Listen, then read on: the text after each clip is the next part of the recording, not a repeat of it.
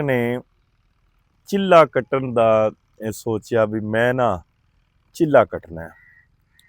ਬਾਹਰ ਬਰੰਗ ਦੇ ਵਿੱਚ ਯਾਨੀ ਕਿ ਇਸੇ ਤਰੀਕੇ ਨਾਲ ਉਹਨੇ ਆ ਕੇ ਆਪਦਾ ਲਾ ਲਿਆ ਬਿਸਤਰਾ ਤੇ ਆਪਦਾ ਚੁੱਕ ਲਈ ਹਰ ਸ਼ੈ ਤੇ ਪਿੰਡੋਂ ਬਾਹਰ ਨਿਕਲ ਪਿਆ ਤੇ ਮੈਂ ਚਿੱਲਾ ਕੱਟਣ ਵਾਸਤੇ ਇੱਥੇ ਹੋਇਆ। ਮਾਜਰਾ ਇਵੇਂ ਬਈ 36 ਦਿਨ ਉਹਨੂੰ ਆਵਾਜ਼ ਆਉਂਦੀ ਰਹੀ ਬਈ ਤੈਨੂੰ ਰੱਬ ਨਹੀਂ ਮਿਲਣਾ।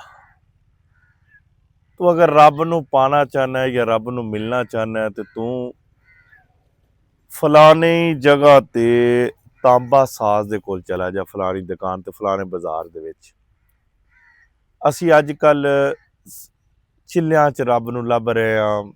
ਅਸੀਂ ਅੱਜ ਕੱਲ ਇਹ ਚਾਹੁੰਦੇ ਹਾਂ ਵੀ ਸਾਨੂੰ ਰੱਬ ਇੱਥੇ ਮਿਲ ਜਾਵੇ।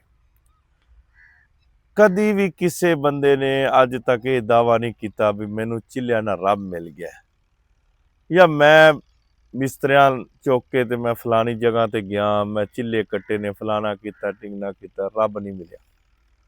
ਰੱਬ ਬੰਦਿਆਂ ਦੇ ਵਿੱਚ ਮਿਲਦਾ ਹੈ। ਰੱਬ ਨੂੰ ਤਲਾਸ਼ ਕਰਨਾ ਤੇ ਬੰਦਿਆਂ ਦੇ ਵਿੱਚ, ਦੁਨੀਆ ਦੇ ਵਿੱਚ ਤਲਾਸ਼ ਕਰੋ, ਲੱਭੋ ਮਾਲਿਕ ਨੂੰ।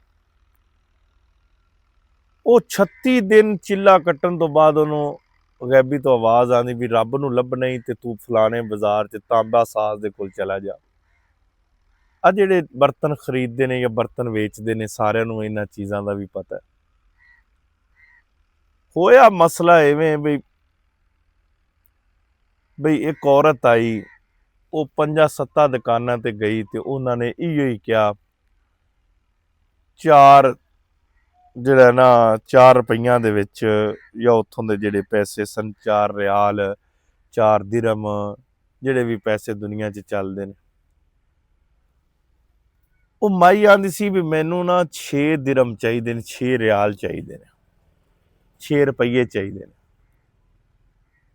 ਉਹ ਕੋਈ ਵੀ 4 ਤੋਂ ਵੱਧ ਕੇ ਦੇਵਣ ਵਾਸਤੇ ਤਿਆਰ ਨਹੀਂ ਸੀ। ਉਹ ਦੇਚਕੀ ਉਹਦੇ ਕੋਲ ਸੀ, ਉਹ ਦੇਚਕੀ 4 ਰਿਆਲਾਂ ਤੋਂ ਵੱਧ ਨਹੀਂ ਹੈਗੀ ਸੀ।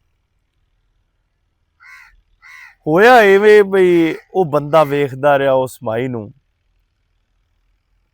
ਉਹ ਚਲਦੀ ਚਲਦੀ ਥੋੜਾ ਜਿਹਾ ਅੱਗੇ ਗਈ ਤੇ ਇੱਕ ਬਜ਼ੁਰਗ ਬੈਠਾ ਸੀ ਤੇ ਉਹਨੇ ਕਿਹਾ, ਜੀ ਹਾਂ ਮਾਈ, ਇਹ ਤੂੰ ਦੇਚਕੀ ਵੇਚਣੀ ਹੈ ਤੇ ਕਿੰਨੇ ਦੀ ਵੇਚਣੀ? ਉਹਨੇ ਕਿਹਾ ਮੈਂ ਦੇਚਕੀ 6 ਰਿਆਲਾਂ 'ਚ ਵੇਚਣਾ ਚਾਹੁੰਦੀ ਹਾਂ, 6 ਰੁਪਈਆਂ 'ਚ ਵੇਚਣਾ ਚਾਹੁੰਦੀ।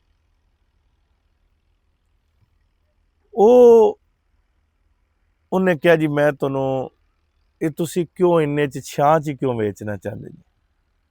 ਉਹਨੇ ਕਿਹਾ ਮਾਜਰਾ ਇਵੇਂ ਵੀ 6 'ਚ ਮੈਂ ਇਸ ਵਾਸਤੇ ਵੇਚਣਾ ਚਾਹੁੰਦੀ ਹਾਂ, ਮੇਰਾ ਬੇਟਾ ਬਿਮਾਰ ਤੇ ਉਸ ਬੇਟੇ ਦੀ ਜਿਹੜੀ ਦਵਾਈ ਹੈ ਨਾ, ਉਹ 6 ਡਾਕਟਰ ਨੇ ਕਿਹਾ, ਤਬੀਬ ਨੇ ਕਿਹਾ 6 ਰਿਆਲਾਂ 'ਚ, 6 ਰੁਪਈਆਂ 'ਚ ਲੱਭੇ।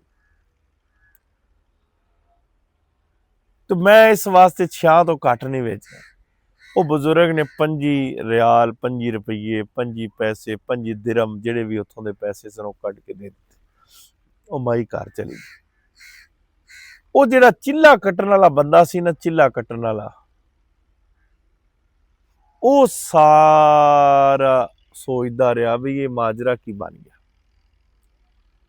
ਉਹਨੇ ਉਸ ਬਜ਼ੁਰਗ ਨੂੰ ਕਿਹਾ, ਤੈਨੂੰ ਪਤਾ ਨਹੀਂ ਹੈਗਾ ਵੀ ਦੂਸਰਾ ਕਾਰੋਬਾਰੀ ਨਿਜ਼ਾਮ ਦਾ ਜਾਂ ਕਾਰੋਬਾਰ ਤੂੰ ਦੂਸਰਾ 4 ਰੁਪਈਆਂ ਦੀ ਚੀਜ਼ ਨੂੰ ਤੂੰ 5 'ਚ ਵੇਚ ਦਿੱਤਾ? ਉਹਨੇ ਕਿਹਾ ਬੇਸ਼ੱਕ ਤੁਹਾਡੀ ਗੱਲ ਇਹ ਠੀਕ ਹੈ, ਲੇਕਿਨ ਮੈਂ ਉਹਨੂੰ 5 ਇਸ ਵਾਸਤੇ ਦਿੱਤੇ ਨੇ, ਕੱਲ ਨੂੰ ਉਹ ਦੂਸਰਾ ਬਰਤਨ ਲੈ ਕੇ ਫਿਰ ਨਾ ਆ ਜਾਵੇ। ਉਹ ਇਸੇ ਨਾਲ ਹੀ ਉਹ ਸਾਰਾ ਮਾਜਰਾ, ਇਸੇ ਨਾਲ ਹੀ ਉਹ ਸਾਰਾ ਕੰਮ ਚਲਾ ਲੈਗੀ, ਬੱਚੇ ਦਾ ਸਾਰਾ ਕੁਝ ਹੋ ਜਾਏਗਾ। ਉਹ ਕਹਿੰਦਾ ਬੰਦਾ, ਜਿਹੜਾ ਬੰਦਾ ਚਿੱਲੇ ਕੱਟਣ ਵਾਲਾ ਬੰਦਾ ਸੀ, ਉਹ ਕਹਿੰਦਾ ਬਈ ਚਿੱਲੇ ਕੱਟੇ ਰੱਬ ਨਹੀਂ ਮਿਲਦਾ, ਭਾਵੇਂ 100 ਮਾਰੀਏ ਹੁੱਕੇ, ਉੱਲੇ ਮਾਰੋ, ਜੋ ਮਰਜ਼ੀ ਕਰੋ, ਜੋ ਮਰਜ਼ੀ ਕਰੋ, ਤੁਹਾਨੂੰ ਇਸ ਤਰੀਕੇ ਨਾਲ ਰੱਬ ਨਹੀਂ ਮਿਲਣਾ। ਇਸ ਤਰੀਕੇ ਨਾਲ ਰੱਬ ਮਿਲਣਾ ਹੈ ਬਈ ਗਰੀਬ ਦਾ ਹੱਥ ਪਕੜੋ। ਵਹੂਆ ਮਾਅਕੁਮ ਅਈਨਮਾ ਕੁੰਤੁਮ, वहुआ माअकुम ऐनमा कुंतुम, वो तुम्हारे साथ है जहां भी तुम हो। जिथे भी तुसी होवोगे मालिक तुहाडे नाल है।